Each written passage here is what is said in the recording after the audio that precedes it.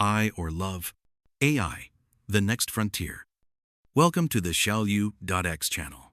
Today, we explore the clash between quantum nonlinearity and to quantum mechanics inevitably shatters Einstein's theory and breaks causality forever. Breaking linearity risks superluminal signaling, sending info faster than light. It is surprisingly easy to break relativity if the math isn't perfectly linear. So, we need a surgical tool, a rigorous framework, to test if nonlinearity actually causes this catastrophic breakdown. Think of spacetime like a giant loaf of bread. Usually, physics looks at one flat slice, where time is constant. However, the Tomonaga-Schwinger framework lets us slice that bread at curved angles. It tracks how quantum states evolve across bumpy surfaces, not just flat steps. The result is instantaneous entanglement. Doing something here in region A immediately changes the physics way over in region B. That is faster than light communication. It is an absolute breakdown of locality, proving that nonlinearity and Einstein's relativity simply cannot exist together.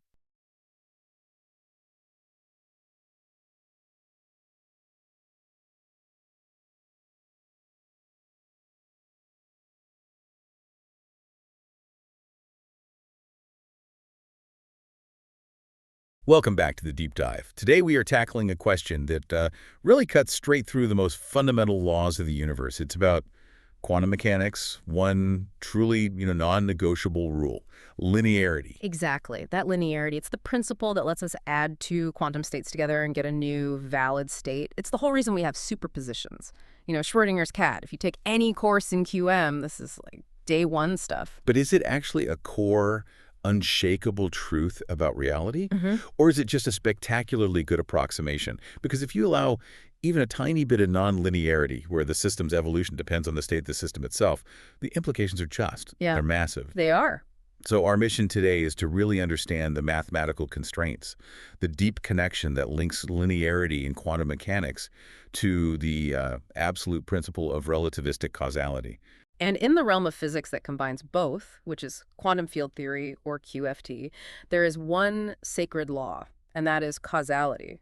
So if you change physics to be state-dependent, can you still guarantee that influences never, ever travel faster than light? A violation of that law, superluminal signaling, is the easiest way to break relativity. And it's surprisingly easy to do if you aren't perfectly linear.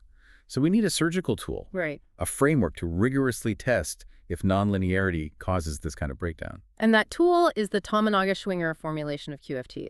It's truly genius because it moves beyond the simple idea of time just evolving from, say, T1 to T2. It offers a fully covariant description of quantum evolution. Okay, walk us through that. What does that mean for how we should be thinking about space-time? Right, so think about spacetime like a giant loaf of bread. When you talk about physics evolving in time, you're usually looking at one perfectly flat slice of that bread where time is constant. The TS framework, though, lets us think about how the quantum state evolves across any curved or bumpy space-like surface. We call that a Cauchy surface. So we're not just thinking about how things change in time. We're thinking about how things change as we literally change the surface, the slice that we're defining the state on. Precisely. And for any theory to be truly consistent with relativity, its physical predictions cannot depend on how we choose to slice that spacetime bread. This is called foliation independence. It's essential. So I choose one bumpy slice and you choose another. We have to get the same physics in the end. We must. The TS formulation gives us the rigorous mathematical test to make sure that independence actually holds. Okay, so let's start with the baseline, the safe linear case, which is just standard QFT. In standard QFT, the TS equation is really simple. It describes how the state vector changes when you locally sort of poke the surface at a specific spacetime point x, and that evolution is just governed by the local Hamiltonian density, h hat of x. Now, what's the condition that ensures this evolution respects foliation independence, that it respects relativity? It's the bedrock of all local QFT. It's called the microcausality condition. It just requires that the Hamiltonian densities at two space-like separated points, let's call them x and y, they have to commute. We write that as the commutator of h hat of x and h hat of y equals 0. Okay, and if two things commute, it basically means measuring one doesn't affect the outcome of measuring the other. Physically, that means the dynamics at x are totally independent of the dynamics at y. Totally independent. They can't influence each other. Locality holds. In linear QFT, microcausality is the simple, necessary, and sufficient condition to guarantee your choice of surface doesn't change the physics. So the whole point of this paper is to see what happens when we break that elegant simplicity. We're introducing a new term, a state-dependent term, n hat x of psi, and adding it right into the Hamiltonian. And now the evolution equation gets messy. N hat x of psi is a nonlinear operator. Its precise form depends entirely on the global state of the system, on psi.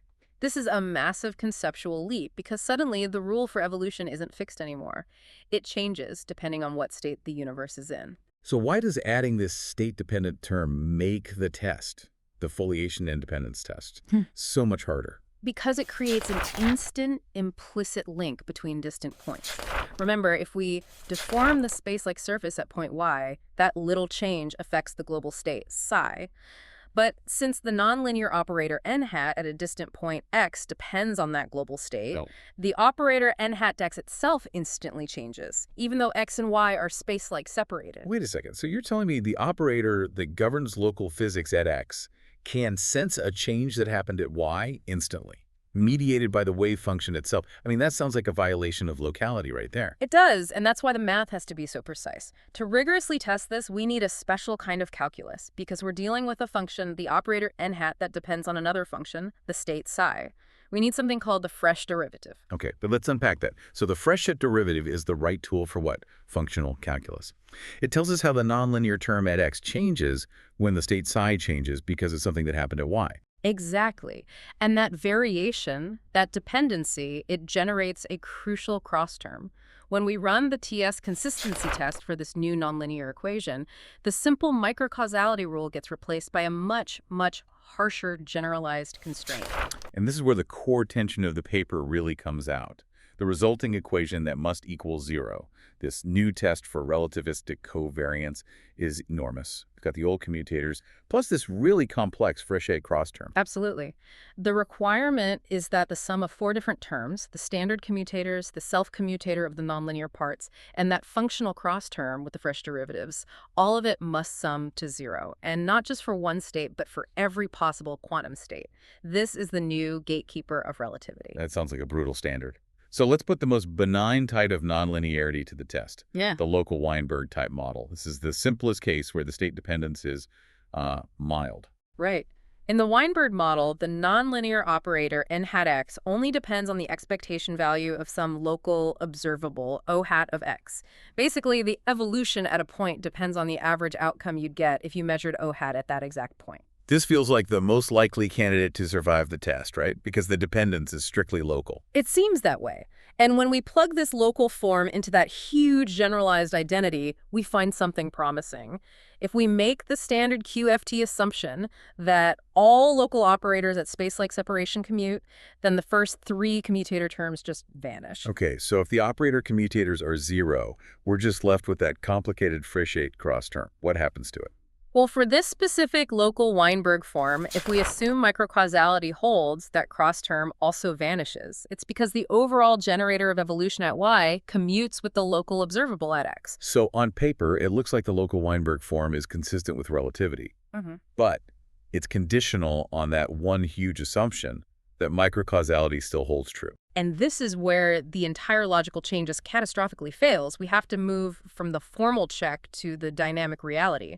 The problem is how the operators evolve under this new kind of physics. Okay, let's refresh the linear case first, just so we have the comparison. In standard linear QFT, evolution is driven by a unitary operator, U, that does not depend on the state. And crucially, this unitary evolution acts as an automorphism on the operator algebra. That's a very technical term. What does that mean for us, for the physics? It means the evolution preserves the structure of the algebra. So if operators at x and y commute at time 0, the structure is preserved forever. They will always commute at any later time.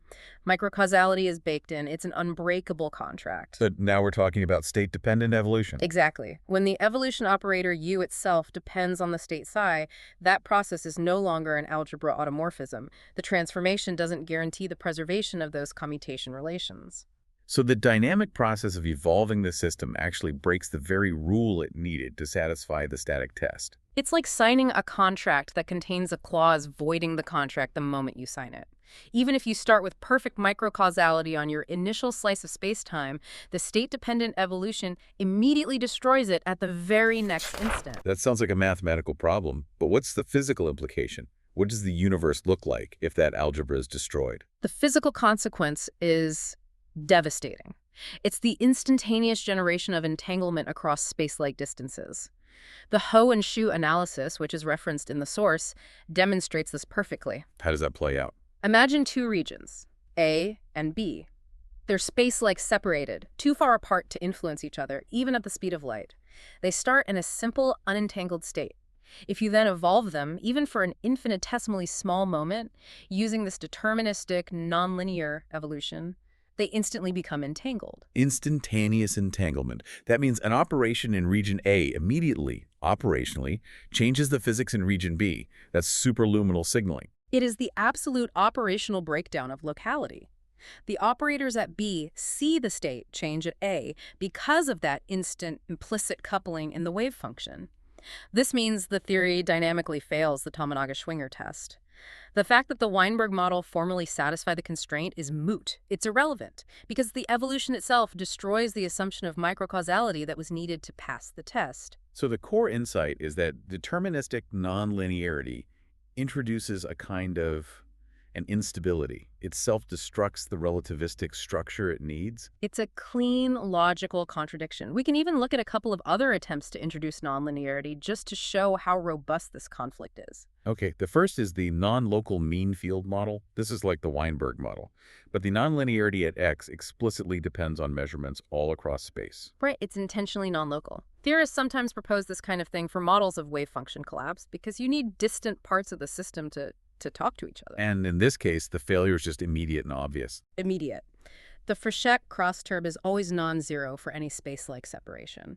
That functional coupling just guarantees the TS constraint is violated from the get-go. Relativistic covariance fails. Okay, now for the really interesting logical twist. The Kaplan-Rajendran model. This one tries to save causality by explicitly using a retarded Green's function. It's a very clever design. A retarded Green's function means the physics at point x can only depend on events inside its past light cone. The theory is built, piece by piece, to look strictly causal. So if all the individual pieces are causal, why on earth does the theory still fail the test? The failure is incredibly subtle, and it happens once again because of that Frechet cross term.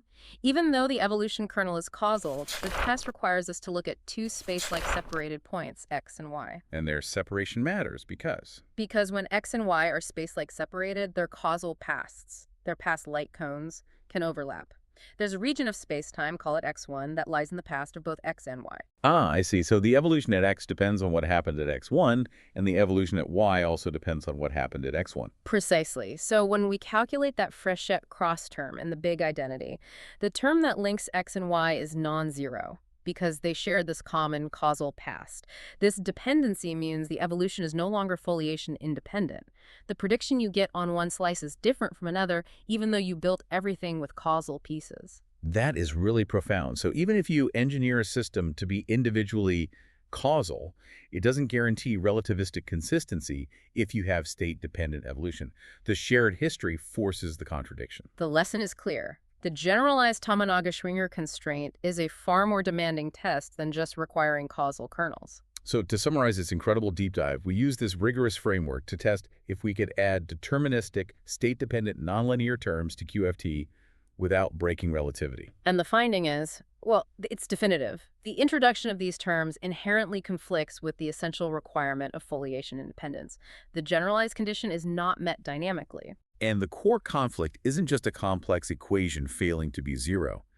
It's that the very nature of this kind of evolution means the fundamental algebraic structure of QFT that operators at space-like separation must commute is destroyed the instant the system evolves. And this leads directly to the physical prediction of superluminal effects, instantaneous entanglement. Deterministic nonlinearity and relativistic causality, at least as we understand them in QFT, they appear to be mutually exclusive concepts. You simply cannot have both. And that leaves a final provocative thought for you, the listener. These findings put a severe constraint on future physics. If we ever did discover a tiny sliver of nonlinearity in quantum mechanics, what has to follow? Since this math shows deterministic nonlinearity breaks relativity, it suggests either relativity itself has to be modified to allow for these effects, or perhaps any real-world nonlinearity must be fundamentally stochastic random to avoid this trap. So how must models that try to explain macroscopic quantum collapse change, knowing this mathematical impossibility?